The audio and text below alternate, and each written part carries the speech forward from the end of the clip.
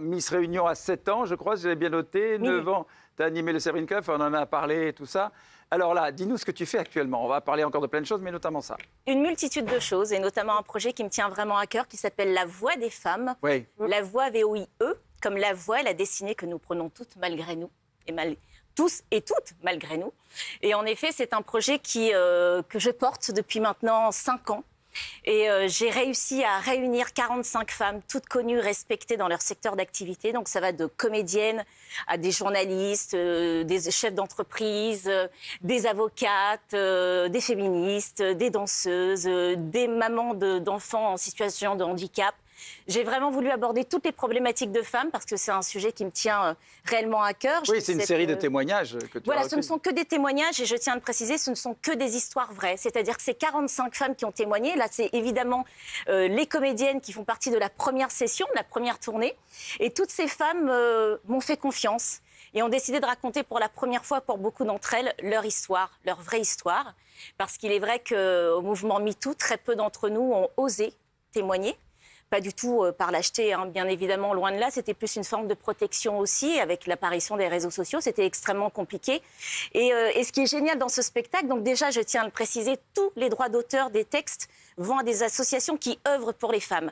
Ces femmes sont là pour les bonnes raisons et en aucun cas pour se mettre en avant. Parfait, on peut l'applaudir parce que ça, c'est magnifique. Bon, mais dis-moi, d'abord, chère Séverine, nous, on se connaît depuis très longtemps. On a fait de très beaux voyages ensemble, d'ailleurs. Regarde-moi cette belle photo. Ah oui, tiens, ça, c'est toi qui l'as donné, celle-là. Oui, alors cet homme m'a fait un des plus beaux cadeaux de ma vie. Ah, vous je voyez, dois le dire. Ouais, ça arrive. Hein. Il peut être très généreux quand il veut. Quand il veut, pas tout le temps. En fait, alors il m'a fait ce très beau cadeau. Moi, j'avais toujours rêvé d'aller en pèlerinage à Jérusalem. Et à l'époque, monsieur était ambassadeur d'un très très grand groupe hôtelier, on peut le dire comme ça. Et c'est vrai qu'il m'appelle un jour et il me dit, écoute Séverine, je sais que tu as envie de partir, tu m'en as toujours parlé, à Jérusalem. Et moi, j'étais enceinte de 6 mois. Vraiment, c'était le dernier moment où je pouvais prendre l'avion. Et du coup, je dis, Bernard, j'y vais. Et en plus, je veux y aller avec maman parce que je sens qu'il faut que je fasse ce voyage avec maman, quoi. Donc, on y va. Je me bats quelque part parce qu'en fait, c'était que Jérusalem. Et je dis, Bernard, je suis là, je ne peux pas faire autrement que d'aller à Bethléem. Emmène-moi, s'il te plaît, à Bethléem. Il réussit, il se débrouille, on y arrive. On était avec Vanessa Demouy et Pascal et Mireille. Et Mireille d'Arc. Voilà, et c'était magique. Et c'est vrai que quand je suis arrivée, donc, on est parti à Bethléem et je voulais visiter cette église, cette fameuse église qu'on nous a expliqué que c'était une étable avec un âne, un bœuf, et moi je m'attendais à voir ça et rien de tout ça. Et quand le monsieur donc du van nous dépose sur l'esplanade de l'église, il nous dit, bon, attendez-moi là. Et là, il y a un monsieur qui vient, qui me fait, oh, t'es enceinte, tu sais ce que c'est et tout. Je dis, bah, ça va être un fils. Et il me dit, tu sais comment tu vas l'appeler? Je dis, oui, je vais l'appeler Joshua. Et là, il me dit, tu sais ce que ça veut dire? Je dis, bah non. Et il me dit, ça veut dire Yehoshua, ça veut dire Jésus. Et là, je m'effondre. D'ailleurs, il m'appelait la pleureuse. Partout où j'allais, je pleurais. Elle a beaucoup pleuré, je dois dire. Hein. Tu as eu le syndrome de Jérusalem, hein, pour tout te dire. Et tu te souviens, je crois que le plus beau et le pire moment, donc dans cette église, il y a une pierre noire où est censé être... Oui, dis-moi, ma chérie, on en parlera peut-être à la maison, tous les deux. Ça m'intéresse. Parce que là, on rentre vraiment dans des détails. Au travers de cette émission, te remercier parce que ça a été un moment magique de ma vie. C'est gentil à toi. Et voilà. C'est gentil. Alors, je suis partie, moi. Alors, dis-moi, Séverine, comédienne, chanteuse, on a l'impression que tu sais tout faire. Est-ce que ça te manque pas un peu, justement, les feux de la rampe, passer à la télé comme avant? Parce que tu as baigné là-dedans depuis ton enfance. Alors, écoute, faire de la télévision, est-ce que ça me manque? Ça commence à me titiller. Ah! Depuis 2 ans. Et tu as une idée, par exemple, d'émission où tu aimerais participer? Oui, j'ai des idées. Ah ben vas-y. Bah, c'est le moment, t'es à la télé, vas-y. J'ai des idées, non mais je n'aime pas en parler. J'aime bien que les projets soient concrets et que voilà, j'y travaille, et notamment sur un très très beau projet. Donc ça bouge de nouveau au niveau télé alors. Hein. Oui, enfin interviewer des stars, t'as envie encore ou pas? Franchement, je crois vraiment avoir fait le tour.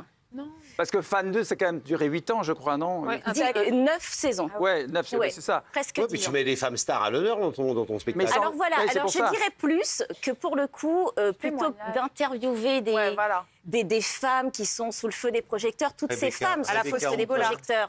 Mais j'aimerais peut-être mettre en lumière des femmes qui qui agissent, mais qui ne sont pas forcément sous le feu des Tu as projecteurs. raison. On va voir un petit entretien que tu as eu avec une célébrité quand même. Parce qu'on aime ça. Ah oui. On aime ça. Bonjour Britney, je suis très contente d'être ici. Je suis ravie de te rencontrer, je suis là en porte-parole. Est-ce que tu acceptes de dire toute la vérité et rien que la vérité? Toute la vérité, bien sûr. Alors il y a beaucoup de garçons, t'imagines bien, qui sont amoureux de toi et qui se demandent si tu es un petit ami en ce moment. J'ai rencontré pas mal de garçons plutôt mignons, mais je n'ai pas encore croisé la personne vraiment spéciale alors. J'ai vraiment tout mon temps. Stéphane aimerait que tu parles de cette rumeur qui court en ce moment entre toi et le prince William. Je ne veux vraiment pas en parler, cela fait partie de ma vie privée. Mais je pense qu'il est vraiment mignon. Vous avez entendu comment elle a réussi à glisser la question et le prince William. Parce qu'en fait, évidemment, tu connais tout ça. La rédaction me dit il faut à tout prix. Mais impossible de passer à côté de cette question. Et moi, j'étais hyper gênée parce que je sais que je n'aimerais pas qu'on me la pose. Oui, mais tu as réussi à la glisser. Alors justement. Mais je l'ai fait. Ah oui, intelligemment, tu l'as très bien fait. Alors justement, quelle autre personnalité tu as interviewé? Parce que ça a duré longtemps quand même. J'ai eu cette grande chance d'interviewer Jennifer Lopez, Janet Jackson, Enrique Iglesias, Lou Bega. Et là, t'avais quel âge? T'avais pas peur? T'étais pas impressionné par les stars? Mais en fait, ce qui est dingue, c'est que quand moi je regarde tout ça avec beaucoup de distance maintenant, Fan 2 a fêté ses 25 ans il y a un an maintenant, et je regarde cette gamine qui baragouine. J'ai interviewé Rihanna, j'avais oublié. Ah oui, aussi. Beyoncé, c'est Beyoncé. Beyoncé, pardon, oui. Voilà. Non, en fait, on m'envoie une photo un jour, je dis mais c'est qui? Mais mince, j'ai interviewé Beyoncé, je m'en souvenais plus à l'époque des Destiny's Child.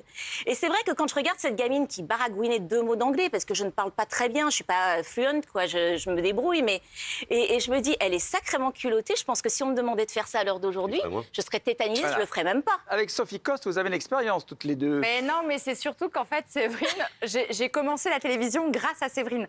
Ah Moi, bon? j'étais fan de Séverine, je regardais Fan 2. Et en fait, à l'époque, j'étais étudiante en stylisme, enfin bref. Et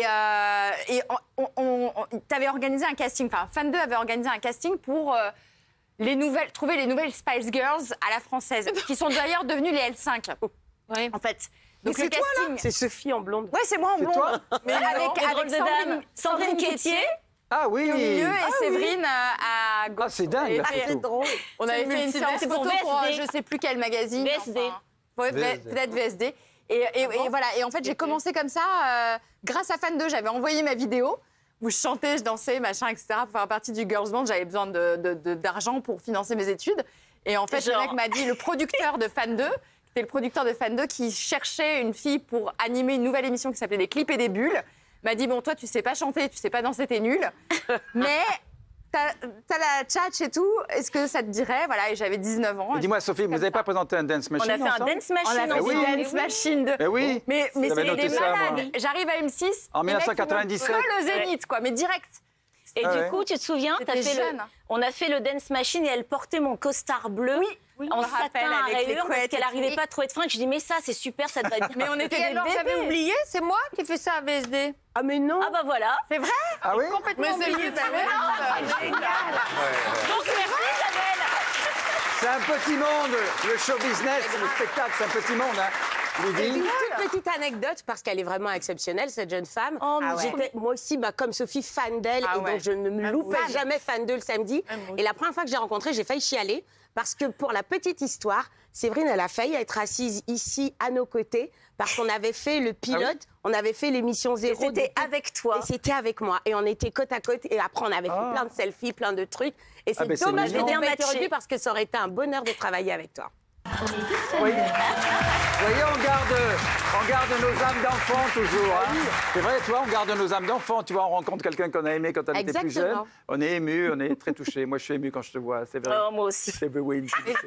Mais On s'appelle d'une curieuse façon. Fan 2, c'était cultissime. Une quoi. institution. Ah bah Ouais, oui. mais je sais que c'était cultissime. On en a parlé depuis un petit Pour quart notre d'heure. On va passer à autre génération, chose.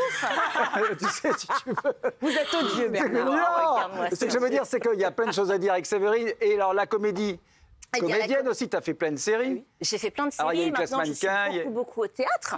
Oui, bah, on parlera après du théâtre, mais là. J'ai fait Classe Mannequin où j'étais Lou, la petite sœur de Vanessa Demouy, avec qui nous étions Oui. justement en À voyage Jérusalem, à ouais, Jérusalem. notamment, ouais. J'ai également fait Studio Sud. Oui. qui était diffusée sur M6, qui a révélé Diane Robert et notamment Thomas Sisley et Avi Marciano. Oui, absolument. Et c'était une sorte de fame à la française. Avi Marciano que j'ai retrouvé dans Sous le soleil. Exactement. Voilà. Et aussi dans Plus belle la vie, d'ailleurs. Oui, oui. Donc oui, pas mal de longs métrages. J'ai fait récemment un long métrage qui s'appelle La chose derrière la porte, qui est un long métrage de science-fiction. Et c'était génial, je me suis éclatée. Donc avec des FX, enfin c'était des effets spéciaux partout, c'était génial. Et puis évidemment le théâtre qui fait partie intégrante de ma vie maintenant. Et là, je pars à partir de septembre sur toutes les routes de France, de Suisse et de Belgique pour une pièce qui s'appelle À quel prix tu m'aimes, avec Marie-Hélène Lantigny et le beau Terence Tell qui fait ses premiers pas sur scène avec nous. Que j'embrasse. Ah, vous le connaissez, vous? Et lui, on le connaît. Qui a fait Danser avec les stars, qui est dans Ici tout commence. Très beau, très On n'a pas encore une photo avec lui. caliente. Ah ben non, Ça merde, ne j'ai pas saurait de photo tarder, avec tu vas lui. venir nous voir. Et Ah donc bon, une pièce de je vais Guillaume te voir. Mélanie et Jean Franco. Normalement, Qu'est-ce tout que passe ça, par toi? vous. Attendez, Isa a dit un truc encore. Il dit, il n'y a pas de photo avec lui, donc vous le connaissez pas.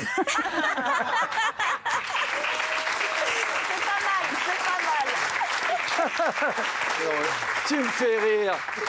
Mais, si les choses devaient recommencer, ce serait la télévision. Bon, tu continues le théâtre, évidemment. On va reparler de La Voix des femmes, bien sûr. La télé, tu aurais envie de faire quoi? Parce que tu as laissé entendre des choses, mais concrètement, tu aimerais faire quoi? Diriger ta propre émission, refaire des interviews comme tu sais faire? Ou plutôt la comédie, le théâtre? Tu veux rester dans quel domaine, en fait? Alors, à l'heure d'aujourd'hui, c'est vrai qu'à l'époque, je faisais plein de choses et on me disait, tu te disperses. Alors que moi, c'est mon mode de fonctionnement. Oui, mais en moi. France, c'est très compliqué. Tu le sais quand on fait plein de trucs. Mais moi, mes exemples à moi étaient américains. Donc, je ne comprenais pas pourquoi on me disait, mais t'as pas le droit de faire ci, t'as pas le droit de chanter, t'as pas le droit de faire l'Eurovision, t'as pas le droit... En fait, non, je fais ce que je veux. Et tant qu'on me propose et qu'on me donne l'opportunité de le faire. Donc, j'ai réalisé plein de rêves comme ça. Et aujourd'hui, par contre, si on me demandait de choisir, je ne choisirais que le théâtre, parce que je me sens bien sur scène. Et en fait, cette prise de risque quotidienne, eh bien, quelque part, c'est jouissif, quoi. Donc... Mais alors, tu vois, quand on te regarde, d'un coup, ça me revient. Tu as commencé extrêmement jeune, hein, on l'a dit. 7 ans, Miss Réunion, 9 ans, la première télé, etc.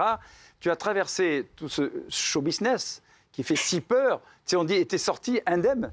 Non, mais tu sais que ça a l'air bête de dire ça. Entre Britney et elle, parce que on sait très bien que c'est très difficile, que c'est un métier difficile. Oui, c'est vrai. Je sais que tu as eu une mauvaise expérience au début dans l'émission de Sabatier où le producteur a piqué ton fric. Oui. Voilà.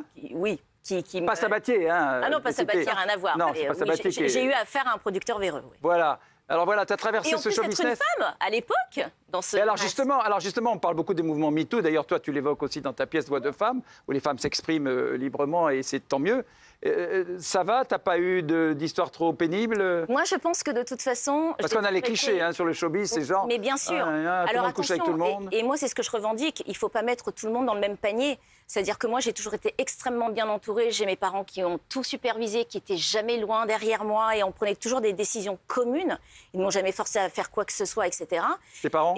Mes parents, que j'embrasse et qui ont compris très vite que c'était ma vocation. Et après, j'ai envie de vous dire, on avance. Moi j'ai toujours pris ce métier comme...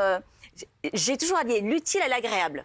C'est-à-dire que moi, j'y allais, j'avais 17 ans, j'avais la fraîcheur, la jeunesse, je ne me prenais pas la tête. Toujours. Je rencontrais des tas de gens, ça m'éclatait, je n'étais pas groupie. Je crois ne l'avoir jamais été, en tout cas. Non, c'est vrai, tu as ce côté pas groupie. Jamais, donc c'est peut-être aussi ce qui m'a sauvée. Et puis c'est surtout que moi, mon équilibre, c'est ma famille. Depuis l'âge de 17 ans, j'ai toujours rêvé d'être maman. Je suis avec Alors là, tu as mari. 3 enfants. J'ai 3 enfants, donc Joshua, Milo et Elijah, avec le même papa, et ça fait 23 ans. Alors tu sais quoi, je n'osais pas te demander, c'est le même papa? Donc ça, c'est le Dalai Lama, c'est pas le père de mes enfants. Hein. Alors on vient de découvrir le père de ses enfants. Non, mais... Et je vous rassure, il ne m'a pas embrassé avec la langue. Heureusement. Ah non. Non, mais je le précise parce que bon. Alors dis-moi, alors justement... C'est une réplique, normalement. Non, ne dis rien, Philippe Candeloro, j'ai très peur. Ne dis rien, c'est bon. Là, Oui, vaut mieux il ne a déjà pas. eu sa ration. Là, Ce qui est dingue, c'est que Séverine, ça a été la première femme à la télévision en France à montrer sa grossesse. C'est la première qui l'a fait. Et elle a ouvert la voie à toutes les autres qui, après... Parce que je me souviens, à l'époque, quand on tombait enceinte, on se cachait. Ah ouais. On ne faisait Ah pas oui. de télévision. C'est une maladie. C'était terminé, Ah on ne oui. faisait plus d'antenne. Et c'est toujours un Séverine peu, Ferrer, c'est Séverine, la première, Bon, qui a j'ai été montré un peu sa rebelle, grossesse à l'antenne et qui a dit, moi, je continue mes émissions. Et tu as ouvert la voie à toutes les autres femmes j'espère, je à l'antenne. souhaite. Mais c'est vrai. Et dis-moi, tu as merci. 3 enfants, alors comment tu gères ça? Je le gère super bien. J'ai 3 générations, un grand, un ado et puis un tout petit. Voilà. Donc Le comédien? Je jongle. Alors le deuxième, le premier a été comédien mais il a arrêté. Il est dans la Ouais. photo maintenant. Le deuxième est comédien. Et il continue de tourner. Et il travaille bien. Il est très talentueux, ouais. Il est très bon, ce petit con. Mais non, mais c'est vrai, parce qu'en fait, on a toujours l'impression, moi je suis très objective et encore plus, je suis plus exigeante avec mes enfants parce que, évidemment, je veux le meilleur et en plus, je ne veux pas qu'ils existent au travers de leur mère. J'ai toujours fait en sorte qu'ils ne portent pas mon nom et qu'on ne le sache pas, donc ça a fuité un moment, il fallait bien que ça arrive. C'est pas grave, c'est pas honteux non plus. Mais en tout cas, ils ont réussi par leur talent et par la sueur de leur fond et ça, pour moi, c'est très important. Tu sais qu'ici aussi, il y a des casseroles dans cette émission. Ah bah j'imagine, mais moi je les aime les casseroles. Est-ce que tu te souviens que j'avais présenté l'Eurovision à l'époque pour Monaco? Oui. Regardez. C'était elle.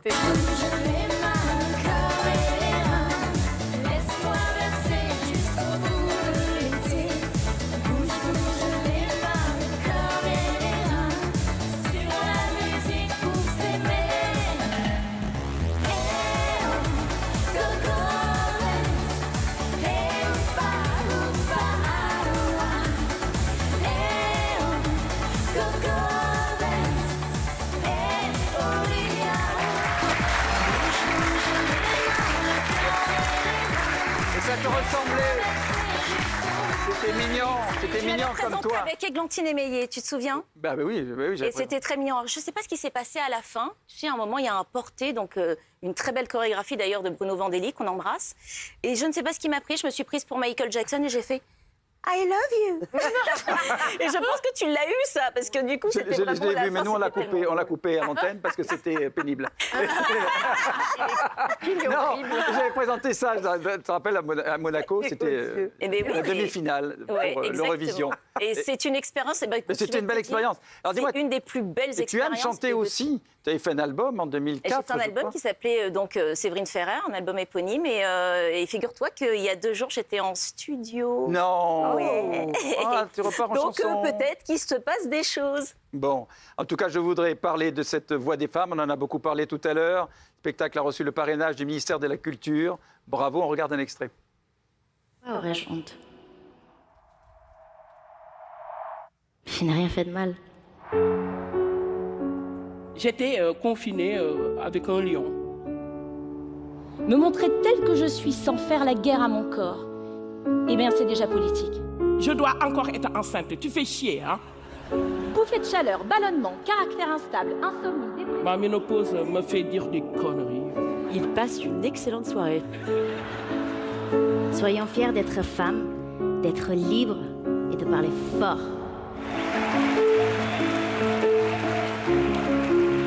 Ce ne sont que des histoires vraies. Voilà, bravo, la Voix des femmes de Séverine Ferrer, mise en scène Séverine Ferrer, des témoignages délivrés et confiés par des femmes à vous. Mise en scène Séverine Ferrer et Léa Landau. Oui, je sais. Alors, je tiens à le préciser aussi, c'est un spectacle qui ne s'adresse pas qu'aux femmes, c'est aussi une merveilleuse déclaration à l'homme. Tu veux remplir ta salle, toi, c'est sûr. Hein. Ah non, mais les hommes ne sont absolument pas exclus, c'est une très belle déclaration. On ira voir. Prochaine date, 23 juin, c'est à Rennes. À passer, au Ponant, oui. Voilà, le 24 juin, c'est au Sable d'Olonne. Voilà, exactement. Ouais. Puis en résidence parisienne et à la rentrée en tournée dans toute la France. Oui. Qui a une question pour notre Séverine Ferrer avant son départ? J'avais une petite question. Déborah. Est-ce que c'est volontaire qu'on vous fait très très rare dans les médias? On ne vous a pas vu depuis très longtemps et je voulais savoir pourquoi. Alors, très simplement, parce que faire de la télé pour faire de la télé, ça ne m'intéresse pas. Moi, je m'en fiche de la visibilité. Il en faut évidemment parce qu'on a besoin de faire de la promotion, etc. Mais j'essaie de me faire rare parce que si je n'ai rien à défendre, je n'ai pas forcément envie de me montrer pour me montrer. Voilà, c'est plutôt une forme de protection, finalement. C'est tout à son honneur. Oui. Hein. Oh, oui, une dernière question, je regarde les deux. Ah, choisis bien, ne te plante pas. Si tu veux venir encore cet été. Ah ouais, si je veux venir encore. Francesca. Alors moi, c'est vrai que je voulais savoir, quand ça s'est arrêté, Fan 2, ça cartonnait. On était toutes, et on l'a dit, on était toutes fans, on était toutes comme des folles. Pourquoi ça s'est arrêté? Qu'est-ce qui s'est passé? Bon, on s'entendait plus, c'est comme des vieux couples. À un moment, quand on s'entend plus, moi j'avais d'autres envies et puis ils ne pouvaient pas me les proposer, donc on a préféré se séparer. D'accord. Moi, pardon, excuse-moi, mais rapide. En tant que producteur, j'ai souvent pensé dans des projets à Séverine Ferrer, et c'est la question que je voulais lui poser. Les chaînes disent souvent, genre, elle a pas faim. Enfin, t'as pas envie, quoi, en vrai. T'as pas tant envie que ça. Et souvent, j'ai entendu ça de toi. Ah bah alors et tu le sais, on s'est souvent croisés sur les projets. À la fin. Non, alors, j'ai faim, je suis une boulimique de travail. J'adore mon métier, je suis une vraie passionnée, mais je ne suis pas du genre à aller toquer aux portes tout le temps. Voilà, c'est juste... Peut-être on que salue et remercie Séverine Ferrer. Merci ma chérie.